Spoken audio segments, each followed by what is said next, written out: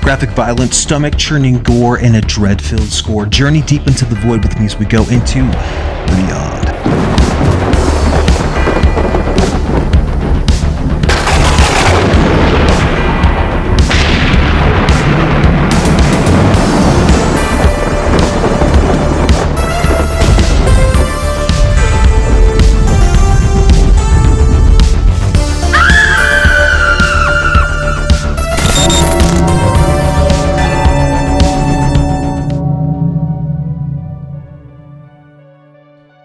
What's up, everybody? Welcome back to Beyond the Grave Media. This is Josh here, checking in with you out there in YouTube land. YouTube, give yourself a quick little stretch. And we are going deep tonight, deeper than I wanted to, but it's time. It's time to really pay attention and give flowers to one of my favorite directors in the genre. And I went through the Gates of Hell trilogy this weekend, starting with, of course, City of the Living Dead, moving on to The Beyond, and then finishing up last night with House by the Cemetery. A perfect trio of films. You know, perfect is going to be different to the viewer because a lot of people have problems with the way that Fulci's films look, maybe like their lack of reasoning, the rules that seem to not exist in the films where, you know, time and space can be bent, dreams, you're never sure, they're very ambiguous, but that does not mean that they are not made with a hell of a lot of talent. A hell of a lot of talent. A lot of people, I think, cast them aside as just these kind of gore grabs, unfortunately, and they are so much more than that. Tonight, I am so stoked to be talking about The Beyond, or Seven Doors of Death, however it hits you, wherever you found me, however you're doing out there. Hope you're doing well. Thanks for being here. Check this out.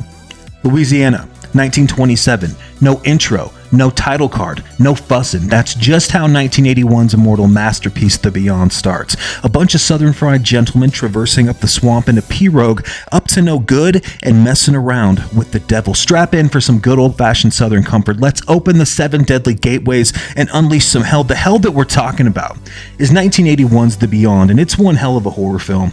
And it's the second installment of that unofficially named Gates of Hell trilogy that started in 1980 with City of the Living Dead, also known as Gates of Hell, which is probably one of my favorite horror films ever. Then it followed with The Beyond from 1981 and finished respectively with House by the Cemetery, another banger film. What a three-piece. Thighs and legs, maybe a little breast in there, however you like. No judgment. Fulci is something special. The Beyond as a film is frightening, an experience of the utmost terror and gore ever put out, and it's a high watermark for serious fright flick fans of the Italian horror genre. I'm telling you right now, this film has it all. Tone, scope, mood, sound, score, and of course, as per requirement in the calling card of any of Fulci's films, endless amount of jaw-dropping, squirm-inducing gore. But this is not just gore for gore's sake, and I feel like a lot of people make that mistake where they think that Fulci is just a one-trick pony. He must be a shit director and all he cares about is hitting you over the head with gore. But we're going to get into that in a little bit. Buckle up. I mean, this film, just take notes. If you want to make your audience seriously reflect on their life choices and how they found themselves sitting through such an absolute endurance test of might and horror, this is it. Thus ended the lesson. The Godfather of Gore serves up one hell of a main course in The Beyond. What's it about? Well, the story for Fulci is actually relatively simple. It's just a hotel deep in the Louisiana swamp, and it's one of the sites to the 7 gateways to hell, right? A pathway, one of the doorways, and an artist is in there, and he's making some deals, and all of a sudden, you know, a bunch of years later, somebody accidentally unleashes a fury of gore and bloodshed. That's about as simple as it is, and that's not what happens. Not whatsoever. The Beyond has... It's as Lovecraftian and cosmic as anything else that he has done. The opening frame involved this like artist just being whipped in this deep like sepia color tone, and the blood is just oozing from the wounds. The camera's flashing and crackling to the wall, and the different paintings that he's made. But this isn't just for some schlock fest. Like, this is a highbrow, cerebral, you know, with a plot and bad intentions horror film. This is horror filmmaking at its finest, I think. There is a scene where a man is crucified and mounted to the basement wall before being concreted alive, with boiling elements as his face drips off and the music swells. And listen, like every great Fulci flick, you have to adjust to the audio and to the dubbing. I don't know exactly how he makes his films, but this is probably his most I should explain the audio and the dubbing, because if you're a fan of his films or you're getting into them, a lot of people are going to complain about the sound and how the voices don't match up right. I don't know. A lot of times he's an Italian director, okay? So I don't know if they're doing it in post. I don't know if they don't have really loud mics, so they're saying it late. I don't know. But it's always just a little bit behind, and if you use subtitles, sometimes it makes it worse. And it's not like it's English dubbing. It's in English, but the audio is always just a little bit off. That's just something you have to kind of get used to if you're going to get into some of the Italian horror cinema. But yeah, this is probably his most accessible film, I think, arguably. And the English is clear. It's just barely in this film behind the dialogue, but there is so much meat on the bone here in The Beyond that don't let that just that little delay distract you. Like, it's filmed on site in New Orleans and other small parishes, and it definitely shows, man. That's one of my favorite places to visit. My wife is from there. The Beyond is absolutely dripping with style and just like even like a sensuality. Like, there's just something, there's legend, there's lore, there's haunted. I don't know, man. There's something about it. And he captures it by being down there. The film has a grit and a grime and a heat index to it that it sticks with you. It's sticky. It's fucking awesome, man. The film itself, it sweats. It oozes with colors and palettes, and it brings the horror like right into your fucking living room. And it really sets the mood. This cosmic horror film, I mean, it's... Dude.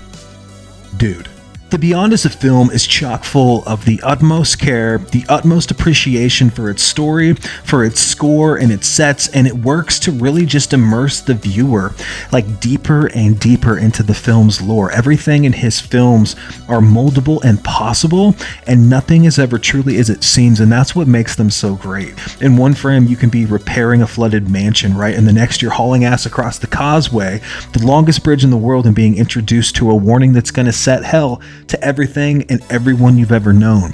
What is it also about the Italian horror genre and the usage of eyeballs? Are they just the most sensitive when the viewer is watching it? Like, when we see things happen to the eyes, is that supposed to be the most like, oh God, I gotta get away from this? Because they are obsessed, right? Are they easy to recreate? Is that kind of like one of the better special effects? Not better, but one that you can just have a ton of eyeballs and you can just kind of like fuck with and like put rods and spears and like planks, pieces of wood, right, nails, hammers, whatever through them, and they're just easy to replicate. I don't know, but whether they're being plucked, stabbed, snarled out, pushed in, whatever the case, they're always fixing to bleed. And in The Beyond, there is a ton of bleeding eyeballs. Fulci is a master as well at setting up shots, and in this film alone, he mastered the subtlety of lighting and just directing your attention elsewhere in the shot, right? You're looking over here while something down under here is rising up above, or it's being pushed back into the foreground. He can manipulate space with each frame. Like, he is a master of this genre, and he's done a ton of comedies and westerns. Like, these horror films are not all that he did. He made a ton of films from the 60s, 70s, 80s into the 90s. He has a huge body of work, and you can tell he's definitely very, very affluent with I don't know, man. He's got it down. His filmmaking is something else. In this film, he does a lot of subtle manipulation with time and space in the foreground. Just dead, mummified corpses coming out of the ground, coming out of the earth, coming out of the Maya. Tremendous. Tra-fucking-mendous, dude. This film is almost done in sections where there's so much action happening, either in a basement, a hospital room, that the colors, the sounds, the effects, all of this has this dreamlike effect, right? It just kind of washes over you. But it's not a dream, it's a nightmare. A fucking nightmare, really, dude. The whole damn thing. It feels like one long, horrific nightmare that you can't get out of. It's a choose-your-own-adventure, if you will, right? Choose your own adventure. Brains, bloods, pus, goop, rot, and disintegrating corpses. The anatomy of everything just set to slow motion with this amazing score. This trance. It just lulls you in, dude. If I haven't sold you on The Beyond, what the fuck are we doing? Why are you not watching The Beyond right now? I want to talk about arachnophobia. Any spider fans out there? People that are afraid of spiders? The arachnids in this film, I don't know how they get that effect, but it is gruesome. There is people just being attacked and eaten alive by these fucking tarantulas, and the sound that's happening while they're eating and tearing at your flesh, like their legs just going, dude, dude, it is just a nightmare to watch. Oh my God, it's something special, man. Fulci's got it. He just lures you into leaning into the screen to investigate before hammering home some of the best supernatural scares and some of the best goddamn lighting. Throw some rain and thunder and flashing lights. It's a full meal deal. The Beyond. We're lucky to have this film. We're lucky to have had Fulci as a director because it is just so unbelievable. And I've made some mistakes with Fulci, and I'm here to admit it. Let's ashamed. So I discovered Fulci probably when I was like 17 via The House by the Cemetery with my best friend Mike. He was like, "You've never seen this." He put it on a VHS, and I don't know if I just was in the wrong headspace or just wasn't in the mood for like the kind of the pace of the film, even though it has one of the best openings in horror history. I think I was wrong. I was delusional, thinking that things needed to be fast paced, that things needed to look professional, things needed, like, even the Evil Dead 2, as hacky and as put together as that was, I thought that there had to be like some semblance, there just needed to be something. Horror movies needed to be sophisticated in a weird way, even though I liked a lot of schlock and B films. And that was wrong. I thought because the sound and the dialogue were a little bit off, I equated that to sophistication, and I was really, really wrong. And really, it took me a few years to come around and actually watch all these films, own them, and then just fall in love with them, because it's a different vibe. These filmmakers, it's different. Italian horror it's a nightmare to get through, and like literally and figured, like it just is. The sound quality a lot of the time is bizarre, and the way that it's shot is bizarre. Like, it doesn't have traditional tropes. It's a different vibe, and I was wrong to not appreciate these films when they first came out, and now that I do, man, I could not have been more wrong. It was just stupid. Like, I wasn't giving them credit because I thought that their audio sucked, and huge mistake, right? And then they have these moments. These films, the Italian films, all have these moments that are like the oh damn moments that everybody remembers. In Zombie, there's like the splinter, right? In House, there's the eyeball with the knife going through the back of the head. The Beyond has so many cringe, gross out horror moments that's really all you think that there is to this film, and that's just not smart. There's so much more going on in this film than I give it credit for, and it doesn't answer all your questions. It does leave it relatively ambiguous, and I think, okay, we're not at the end. I got another 4 pages to talk about The Beyond. I love this film. I love it so much. I feel like I've been talking for 12 minutes. Maybe we'll do a part 2 because I don't want to waste everybody's time. But these Italian dudes, they did not get the memo on how traditional horror films are made. There's rules to follow, right? If it's daytime, you're safe. When it's dark, you're dead. Something scary's coming, we use a synthesizer and brooding atmosphere. And if you're going to knife someone, you do it quickly. You leave the knife in. Not Fulci, man. All bets are fucking off, and that's what's the best thing about him. You get daytime kills, you get these weird happy organ scores, and when someone's hacked up, they're hacked up for barbecue. The knife comes in and it just gushes through, and it just pulls away, and it just lets all the blood, the guts, the worms, the maggots, everything comes out in his films. And The Beyond, I mean, you get this bamboo gloop. It just hits you with that cold lotion, man, and you're dead. It's just the best. His gore, it's nightmarish, man. I know that people today would be like, it looks really cheesy. Give me this over any of that Terrifier crap. I think this stuff is so awesome, dude. It's magic. It's absolute magic, man.